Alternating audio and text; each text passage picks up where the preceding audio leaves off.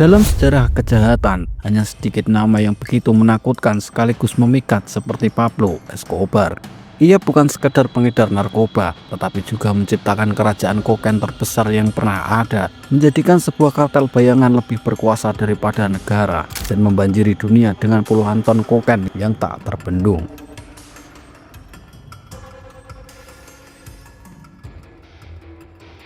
Di puncak kekuasaannya, ia bahkan berani mendeklarasikan perang terbuka terhadap negaranya sendiri. Dengan bom, peluru, dan uang suap, ia menantang pemerintah Kolombia dan Amerika Serikat seolah-olah yakin tak ada hukum yang mampu menyentuhnya. Ketika pejabat berani menentangnya, mereka dibunuh di jalanan. Ketika negara mencoba mengekstradisinya, ia menjawab dengan teror, seperti pesawat diledakkan, kantor pemerintah dihancurkan, ratusan polisi ditembak mati. Inilah kisah kebangkitan dan kejatuhan Pablo Escobar, seorang pencuri kecil-kecilan yang berubah menjadi raja kokain yang kekuasaannya menggetarkan dunia, sebelum akhirnya runtuh oleh keserakahan, perang, dan pengkhianatan.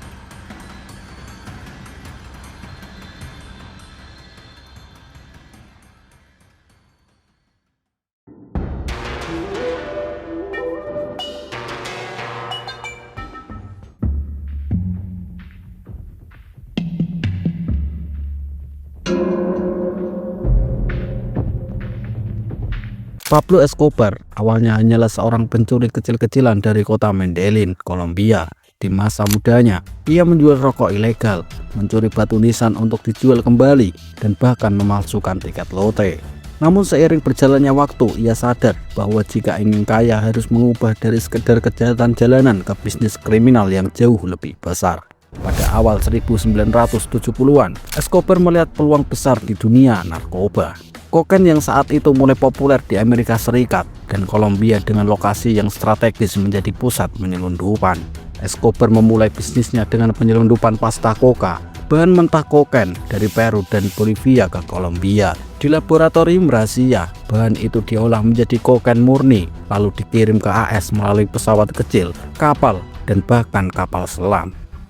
Awalnya Escobar bekerja sendiri, tetapi ia segera menyadari bahwa untuk membangun kerajaan narkoba, ia membutuhkan sekutu.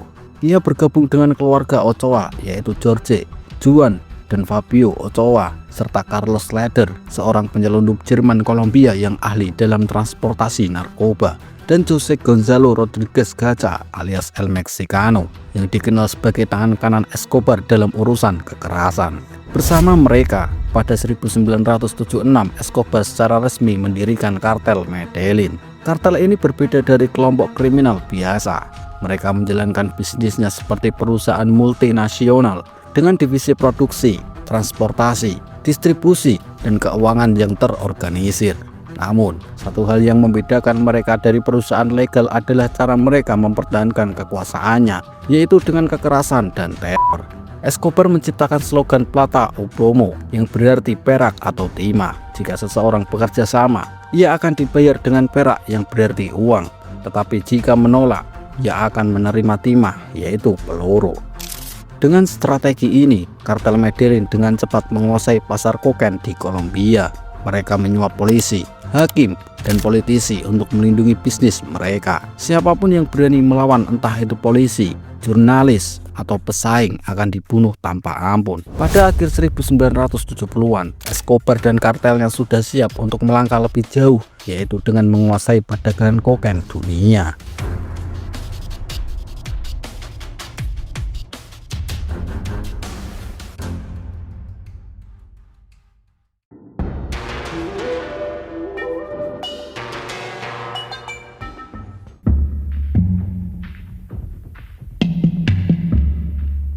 Pada dekade 1980-an, kartel Medellin mencapai puncak kejayaannya yang belum pernah terjadi sebelumnya dalam dunia kejahatan terorganisir. Pablo Escobar dan jaringan kriminalnya bukan sekedar penyelundupan narkoba. Mereka menciptakan sebuah kerajaan kokain yang beroperasi layaknya perusahaan multinasional dengan efisiensi militer. Setiap minggu, puluhan ton kokain murni mengalir dari laboratorium rahasia di pegunungan Kolombia menuju pantai-pantai Amerika Serikat melalui rute-rute yang semakin canggih. Escobar membangun sistem distribusi yang revolusioner. Ia menggunakan armada pesawat pribadi, kapal cepat, dan bahkan kapal selam mini untuk mengangkut barang haranya.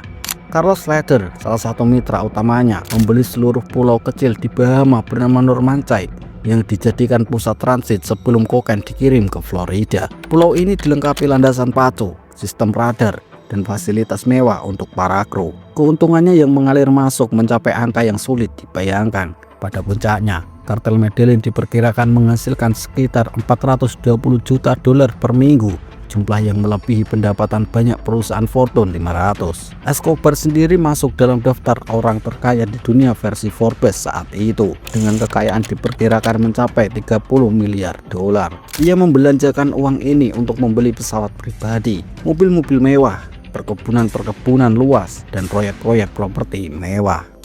Salah satu simbol kemewahannya yang paling terkenal adalah Hacienda Napoles, sebuah kompleks seluas 20 km persegi yang dilengkapi dengan bandara pribadi, danau buatan, arena balap, dan kebun binatang pribadi berisi hewan-hewan eksotis seperti jerapah, kuda nil, dan gajah.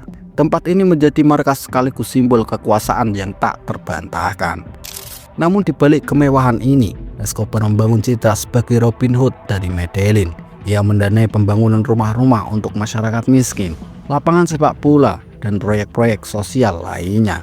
Strategi ini membuatnya mendapatkan dukungan luas dari kalangan miskin urban yang melihatnya sebagai pahlawan yang memberikan apa yang tidak bisa diberikan pemerintah. Tetapi pada saat yang sama, kekerasan tetap menjadi alat utama untuk mempertahankan kekuasaan. Escobar membentuk kelompok paramiliter bernama MAS atau Muertes Secuitradores yang bertugas membunuh siapapun yang mengancam bisnisnya. Korupsi merajalela di semua tingkat pemerintah, dari polisi lokal hingga pejabat tinggi. Hal ini menunjukkan bahwa uang narkoba memberi perlindungan dan kebebasan operasi yang hampir mutlak. Pada 1982, dalam puncak keangkuhannya, Escobar bahkan terpilih sebagai anggota parlemen pengganti, sebuah posisi yang memberinya kekebalan dari penuntutan dan akses ke informasi intelijen. Ini menunjukkan betapa dalamnya penetrasi kartel ke dalam struktur negara. Amerika Serikat yang mulai kewalahan dengan banjirnya kokain ke wilayahnya menetapkan Escobar sebagai musuh publik nomor 1. Tetapi di Kolombia, pengaruhnya justru semakin menguat. Namun, semua kejayaan ini mengandung benih-benih kehancurannya sendiri. Kekuasaan yang begitu besar mulai menimbulkan perlawanan. Pemerintah Kolombia yang awalnya bisa disuap mulai berubah ketika tekanan internasional semakin besar. Amerika Serikat mengancam akan memutuskan bantuan ekonomi jika Kolombia tidak bertindak terhadap kartel narkoba. Pada pertengahan 1980-an, Escobar yang semula merasa kebal tiba-tiba menemukan dirinya dalam situasi perang terbuka, bukan hanya melawan pesaing kriminal, tetapi melawan negara itu sendiri. Perang inilah yang akan mengubah Medellin menjadi medan pertempuran berdarah dan akhirnya menghancurkan kerajaan yang dibangunnya dengan susah payah.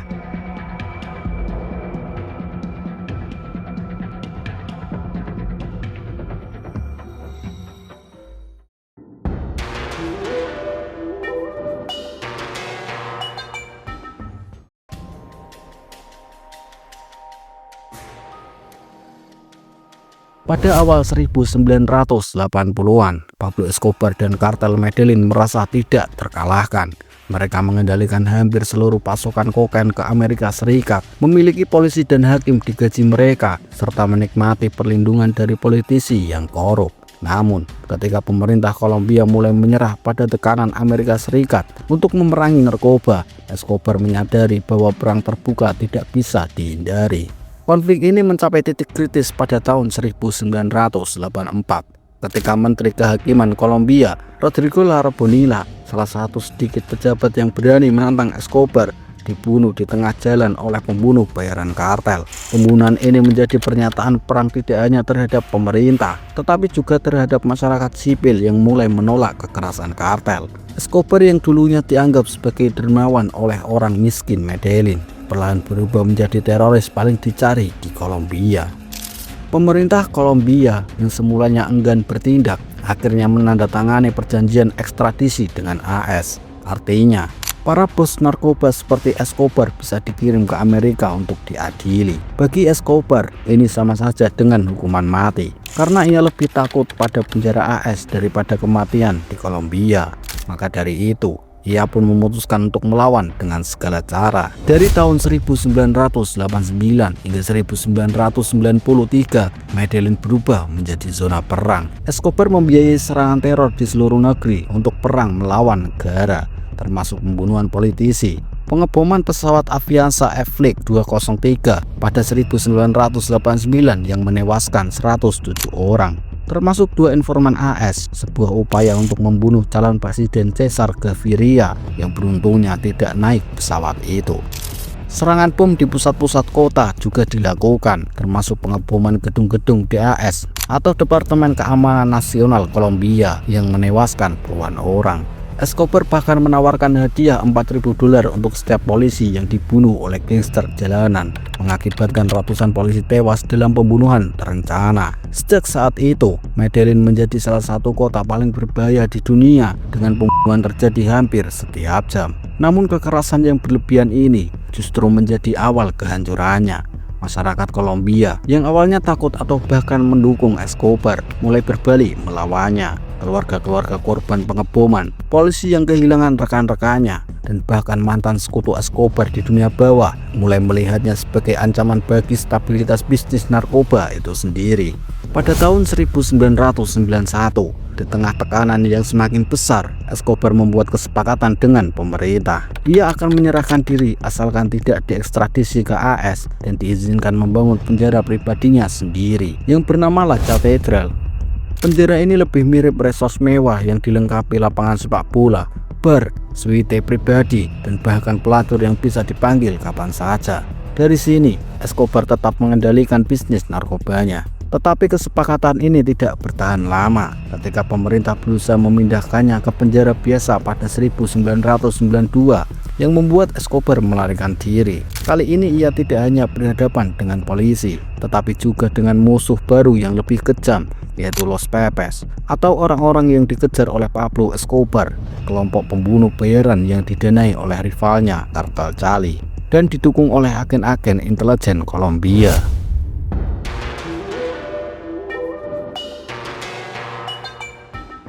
Tahun 1993 menjadi tahun terakhir dalam hidup Pablo Escobar dan sekaligus tanda berakhirnya era kejayaan kartel Medellin. Setelah melarikan diri dari penjara mewah La Catedral pada Juli 1992, Escobar berubah dari raja kokain yang perkasa menjadi buronan yang terpojok.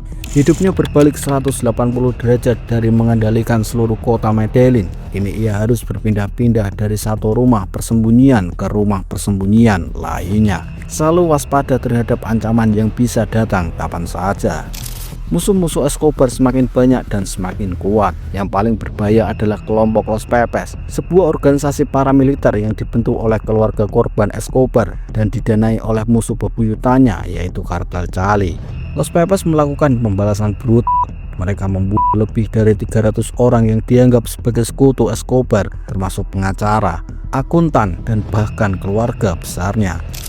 Properti milik Escobar satu persatu dihancurkan atau diambil alih. Satuan khusus polisi Kolombia bernama Search Block yang dilatih dan didanai oleh Amerika Serikat semakin mendekati jejak Escobar. Mereka menggunakan teknologi canggih untuk melacak komunikasinya. Escobar yang dulu bisa menyuap siapapun, kini kesulitan menemukan orang yang masih mau membantunya. Bahkan jaringan radio pribadinya yang canggih mulai bisa dilacak oleh pihak berwenang. Situasi semakin buruk ketika keluarga inti Escobar, yaitu istrinya Maria Victoria dan 2 anaknya, memilih meninggalkannya dan mencari suaka politik di Jerman. Ini merupakan pukulan psikologis yang berat bagi Escobar yang sangat menyayangi keluarganya. Dalam keadaan terdesak, ia mulai kehilangan kendali atas operasi kartel. Banyak bawahannya yang memilih menyerah kepada pemerintah atau beralih pihak ke Kartel Cali yang sedang naik daun. Puncaknya terjadi pada 2 Desember 1993, hari di mana legenda Pablo Escobar berakhir. Setelah berbulan-bulan bersembunyi, ia akhirnya terlacak di sebuah rumah biasa di lingkungan Los Olivos, Medellin. Search Block dengan bantuan intelijen Amerika mengepung rumah tersebut. Terjadi baku tembak sengit yang berlangsung sekitar 30 menit.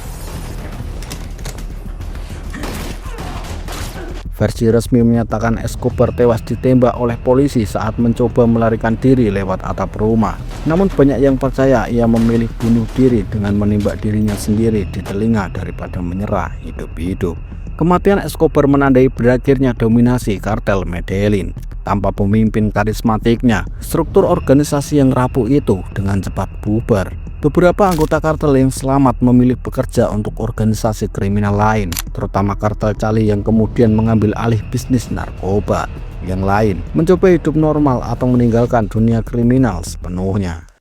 Ironisnya, kematian Escobar tidak serta-merta mengakhiri perdagangan kokain Kolombia. Bisnis ilegal itu hanya berpindah tangan ke kartel-kartel baru yang belajar dari kesalahan Escobar dengan mereka lebih rendah profil, lebih profesional, dan lebih berhati-hati dalam berurusan dengan pemerintah. Warisan Escobar tetap hidup dalam budaya populer sebagai simbol kedikdayaan sekaligus peringatan tentang bahaya keserakahan dan kekuasaan yang tak terkendali. Hacienda Napoles yang megah kini menjadi taman hiburan, sementara kudanil peliharaannya menjadi masalah ekologi di Kolombia.